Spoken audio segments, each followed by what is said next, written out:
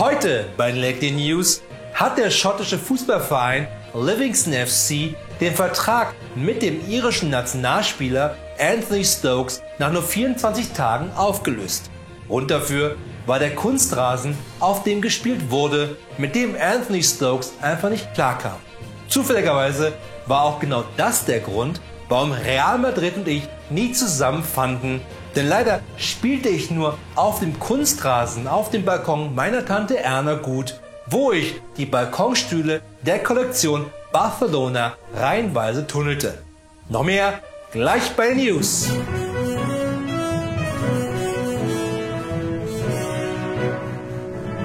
Hier ist Berlin mit der einzig wahren Nachrichtensendung dieser und der nächsten Welt. Das sind die Lately News, denn alles andere da draußen sind nur Fake News. Natürlich auch heute Abend wieder mit mir, Florian Streletz, bekannt aus der Whiskas Werbung. Denn 8 von 10 Katzen würden Whiskas direkt in meine Schuhe erbrechen. Scheiß Katzen.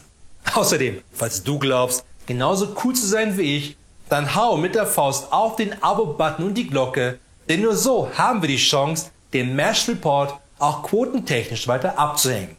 Natürlich bin ich heute wenig allein im Studio, sondern auch dieses Mal werde ich unterstützt von den einzigartigen Lately News Korrespondenten aus allen Ecken der Welt. Ob aus New York, Sydney, Bielefeld oder aus Jerusalem, wo dieses Kreuz seit Ostern auf die Rückkehr des Messias wartet. Denn das Kreuz hat nicht vor, selber vom Pontius zu Pilatus zu latschen. Das Kreuz kann Jesus mal schön selber schleppen. Außerdem präsentiert uns heute noch unser Senior Highland Hörkorrespondent Sean McCowie die neuesten Trends aus Schottland. Und ich bin froh, ihn nachher hier zugeschaltet zu haben, denn bekanntlich kann es in Schottland nur immer einen geben, weswegen Sean McCowie allen anderen Senior Highland Hörkorrespondenten mit seinem Highlander Schwert die Köpfe abschlagen musste. Zumindest hat er mir das so vorhin erklärt, mit einem recht diabolischen Lächeln dabei auf den Lippen. Aber kommen wir zuvorerst einmal zu den wichtigsten Nachrichten der Woche und fangen an mit Berlin. Als ehemaliger IT-Security-Leiter im Kanzleramt kenne ich mich natürlich mit der IT-Security hinreichend aus. Zwar war mein Passwort nur das Wort Passwort, aber die beiden S waren dabei Dollarzeichen. Und zur Sicherheit habe ich mein Passwort natürlich auch an den Rand meines Rechners geklebt, für den Fall, dass ich Passwort mit 2 Dollarzeichen mal vergesse. Was schnell passieren konnte, wenn man zum Beispiel im Kanzleramt mit Peter Altmaier in einem Fahrstuhl steht. Denn dann geht einem die Luft schneller aus, als Jens Spahn, zukünftiger Kanzler, als sein Passwort eintippen kann. Dementsprechend wurde ich hellhörig, als das Expenscape Aurora 7 angekündigt wurde. Ein federleichtes, nur 12 Kilo schweres Notebook mit 7 integrierten Bildschirmen, dessen Akku deswegen für sensationelle 28 bis 60 Minuten reicht. Aber mehr Zeit braucht man auch nicht am Tag, um online zu sein, oder? Oder das Ding jedes Mal aufzubauen. Oder sich zu ärgern, Geld für so ein Scheißding versenkt zu haben. Währenddessen in Köln, einer der beliebtesten Orte war und ist immer noch der Drive-In vom nächsten McDonald's. Außer man wollte ein Eis bei McDonald's haben, dann natürlich nicht, denn eines ist genauso sicher wie ein Halleluja in der Kirche vom Pfarrer, wenn die neuen Ministranten reinkommen, nämlich, dass die Eismaschine bei McDonald's kaputt ist, was ziemlich frustrierend ist. So frustrierend fühlte sich scheinbar eine 43-Jährige, die mit voller Absicht durch die Glasscheibe einer Autowerkstatt gefahren ist. Zuvor soll es zu Streitigkeiten zwischen Mitarbeitern der Werkstatt und der Frau gekommen sein, weswegen sie mit ihrem Auto schon vor der Fahrt durch die Glasscheibe auf dem Parkplatz vor der Werkstatt mehrere Autos angefahren hatte. Wie sich außerdem herausstellte, besaß die 43-Jährige überhaupt keinen Führerschein.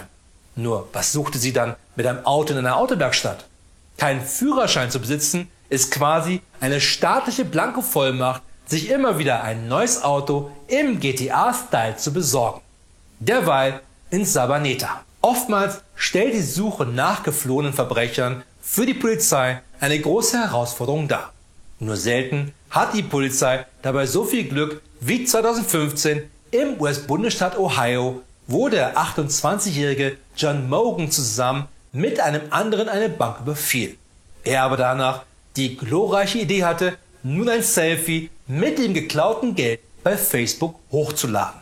Oder 2014, als der von der Polizei gesuchte Jason Morris unbedingt an einer Ice Bucket Challenge teilnehmen musste, sich dabei natürlich filmte und beim Hochladen seinen Standort verriet. Ich hoffe, dass er dann noch mindestens 3 andere Gauner nominieren konnte, bevor ihn die Polizei festnahm. Und die Spitze dieses Eisberges stellte jetzt ein 53-jähriger Mafiosi dar, der vor der Polizei in die Dominikanische Republik geflohen war. Entdeckt wurde er jedoch, weil er Kochvideos auf YouTube hochlud. Mit einem sehr verdächtigen Like und Sub nicht vergessen, sonst komme ich vorbei, mach dich kalt, kapisch? Noch zum Abschluss, das Fake News Medium der Woche ist dieses Mal eindeutig das Cavallo Magazin. Das hat sich gezeigt, dass das Failing Cavallo Magazin nur vollgestopft ist mit Fake News. Als jemand, der die Fahrzeuge der Volkswagen AG bis auf die Knochen und sogar noch bis ins Knochenmark reinhasst, verfolge ich selbstverständlich trotzdem sämtliche Nachrichten vom Volkswagen-Konzern. Dementsprechend war ich erfreut, dass Volkswagens Betriebsratschef Bernd Osterloh zurückgetreten war, um nun selber Personalvorstand der Volkswagen-Tochter Traton zu werden. Wofür sonst hätte der gute Bernd das Lohnbrot ansonsten jahrelang seinem Sugar Daddy Volkswagen den Auspuff gebonert, wenn nicht für diesen Job. Dementsprechend griff ich beim Drive-In-Kiosk in der 3. Etage eines Einkaufszentrums mit viel zu viel schreienden Menschen nach der neuesten Ausgabe des Cavallo Magazins. Denn Daniela Cavallo ist ja die neue Betriebsratschefin bei Volkswagen. Und so erhoffte ich mir Einblicke in die geheime Welt der Betriebsräte. Kann ja nicht schaden, wenn meine Untergebenen mich als ihren Betriebsrat mal wählen müssen. Nur scheinbar reitet man als Betriebsrat dem Magazin nach die Geschäftsführung häufig ziemlich hart. Und nur aus diesem einen Grund sei nicht gewarnt, Cavallo Magazin, die dunkelgrüne Lady Fake News Karte an dich und du stehst ab sofort neben meinem Kamasutra, das nur da steht, um natürlich mehr von mir zu lernen. Das war die Lately News. Wir sehen uns wieder am Freitag. Und nicht vergessen, alles andere da draußen sind nur Fake News.